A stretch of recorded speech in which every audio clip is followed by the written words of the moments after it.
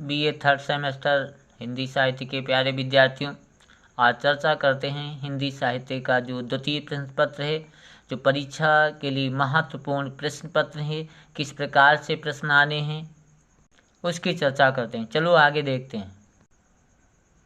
तो देखिएगा, कुल 10 प्रश्न आएंगे, जिसमें से आपको 5 प्रश्नों के उत्तर देने होंगे। जैसा निर्देश लिखा हो उस प्रकार से आपको कार्य करना है। तो देखिएगा, इसमें जो है पहला प्रश्न है, मैथिली क्षणगुप्त राष्ट्रीय चेतना के कवि हैं, सोदाहरण विवेचना कीजिए।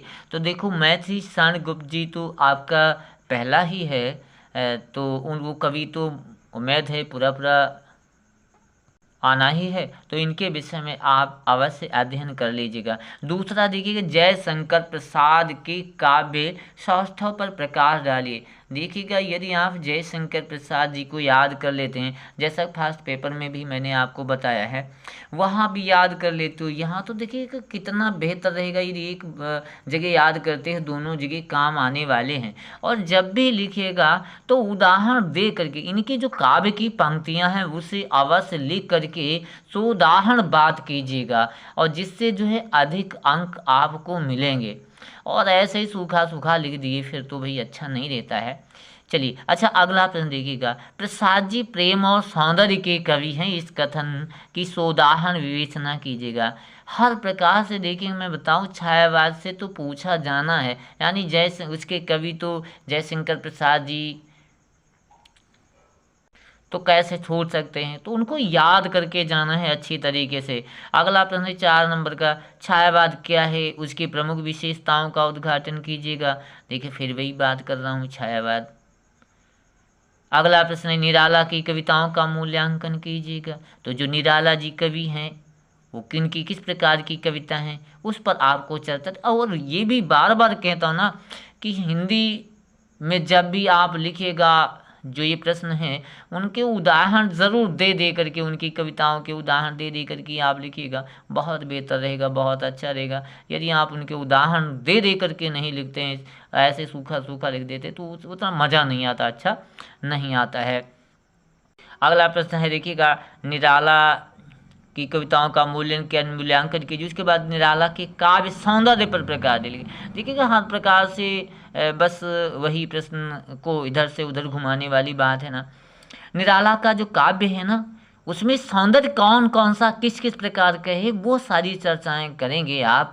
वैसे तो इसकी चर्चा हम पहले भी कर चुके हैं, जो बालबंद लेक्चर लिए हैं, क्लास लिए हैं, उनको तो अच्छी प्रकार से तैयार होने कोई दिक्कत खैर नहीं होगी। और देखिएगा, उसके बाद अगला प्रश्न है, सिद्ध कीजिए कि पंत प्रकृति के सुकुमार कवि हैं। कितना पुराने समय से पूछा जा रहा, यानी कि आप जब से हाई स्कूल में आए होंगे तब से बराबर ये प्रश्न कितना बेहतर है ना। तो इसमें तो उम्मीद है हमको कि आप लोगों को किसी प्रकार की कोई दिक्कत नहीं होनी चाहिए पंत जी के विषय में। अगला है, पंत की प्रगतिवादी रचनाओं में मानव मूल्यों का समावेश है, सो उदाहरण स्पष्ट कीजिएगा। अगला प्रश्न, महादेव वर्मा की विरह वेदना पर सो उदाहरण प्रकाश डालिए। ये भी भैया प्रश्न जो है आप कहाँ से, वही 9 से लेकर के 9, 10, 11, 12, और कहाँ आज फिर भी वही महादेव वर्मा जी, जो पीर की गायिका यानी कि जो है आधुनिक मीरा के नाम से जाने जाने वाली महादेव वर्मा, वो तो आपकी जिह्वा पर अवश्य होगी, पक्का है। और अगला प्रश्न है, महादेव वर्मा की काव्यगत विशेषताओं पर प्रकाश डालिए। यदि आपने महादेव वर्मा जी की विरह वेदना पर आपने प्रकाश डाला है, उम्मीद है तो इनकी काव्यगत विशेषताएं बिल्कुल आपकी जुबान पर जरूर होंगी, पक्का है।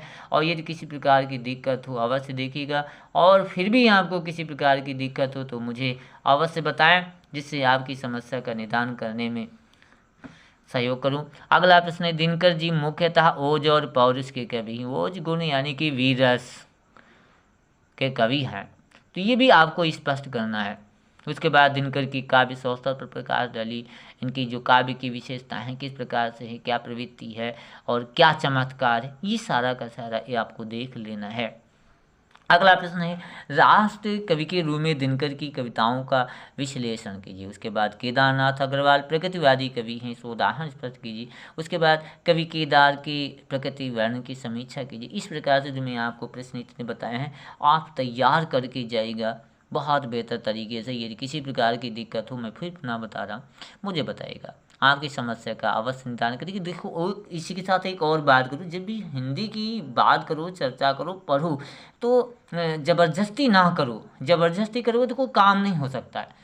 आप मस्ती में पढ़ो, और जब मस्ती में पढ़ोगे ना, वाकई आपको इतना आनंद आएगा, एक एक प्रश्न तैयार होता चला जाए, कोई दिक्कत नहीं होगी, किसी प्रकार की समस्या नहीं आ सकती। फिर देखिएगा, ये कुछ व्याख्या मैं आपको बता रहा हूँ। देखिए, जैसे सबसे पहले है निरक्षकी एक अंजनाए, किस कवि की हैं? मैथिली शरण गुप्त जी की हैं। फिर उसके बाद मुझे फूल मत मारो, मैं आप बाला अबला योगिनी कुछ तो दया विचार। इस प्रकार से देखिएगा, ये कुछ मैंने व्याख्या दी हैं, किस कवि से संबंधित हैं वो आगे दी हैं, तो आप इन व्याख्याओं को भी अवश्य देख लीजिएगा। और इसके बाद इसमें जो आप लोग जब प्रश्न आता है ना, तो आप लोग जब संदर्भ लिखते हैं, तो संदर्भ आप दूसरे तरीके से लिखते हैं। तो किस प्रकार से संदर्भ लिखना चाहिए, किस प्रकार से व्याख्या लिखनी चाहिए, और किस प्रकार से ये जो व्याख्या वाला आपको हल करना चाहिए, ये हम अभी अगले आपको वीडियो में आपको मिल जाएगा।